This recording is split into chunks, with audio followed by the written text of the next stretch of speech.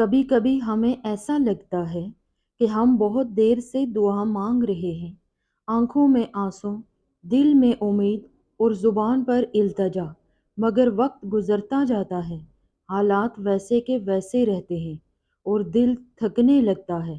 لیکن یاد رکھو، تم جس رب سے مانگ رہے ہو وہ کن فیکون کہنے والا ہے۔ وہ صرف کن کہہ دے تو ناممکن ممکن ہو جاتا ہے۔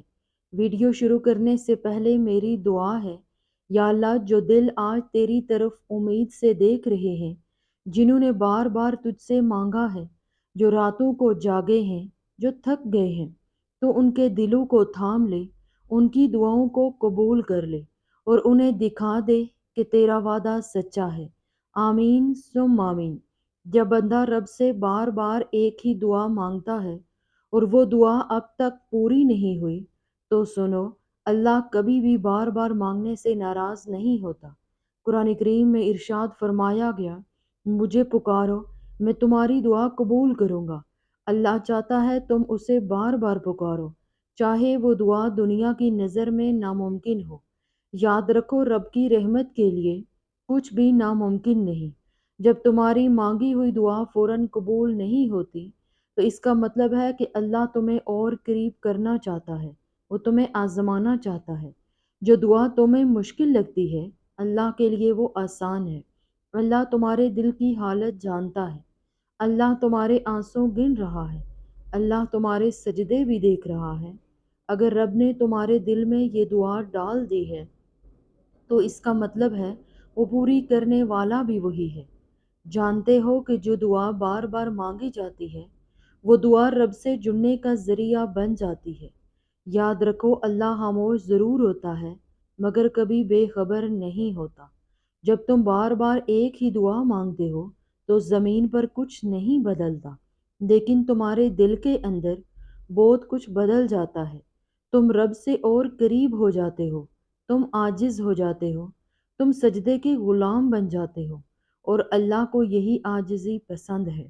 کبھی ایسا بھی ہوتا ہے کہ تم جس چیز کو مانگ رہے ہو، اللہ جانتا ہے وہ تمہارے لیے بہتر نہیں، اس لیے وہ اسے روک لیتا ہے اور بدلے میں کچھ ایسا دیتا ہے جس کا تم نے کبھی تصور بھی نہ کیا ہو۔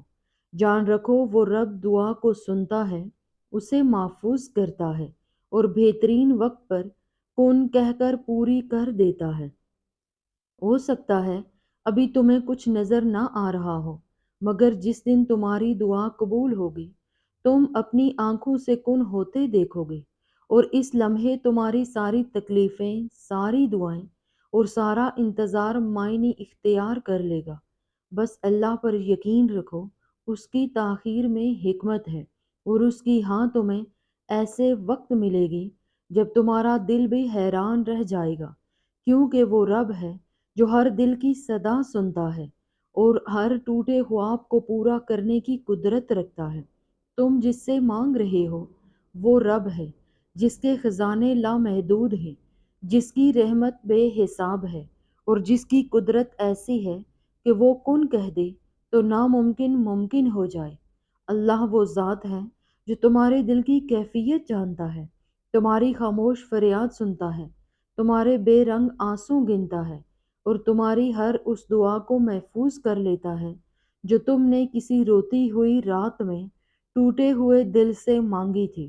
جب تم دنیا والوں سے امید باندھتے ہو تو مایوسی ملتی ہے، لیکن جب تم اللہ سے مانگتے ہو تو یا تو وہ وہی چیز عطا کر دیتا ہے یا اس سے بہتر، کیونکہ وہ جانتا ہے تمہارے حق میں کیا بہتر ہے اور کب بہتر ہے۔ اس لیے جب تم اپنے ہاتھ اٹھاؤ تو دل میں یہ یقین رکھو کہ تم اس سے مانگ رہے ہو جو پوری دنیا کو تمہارے لیے بدل سکتا ہے۔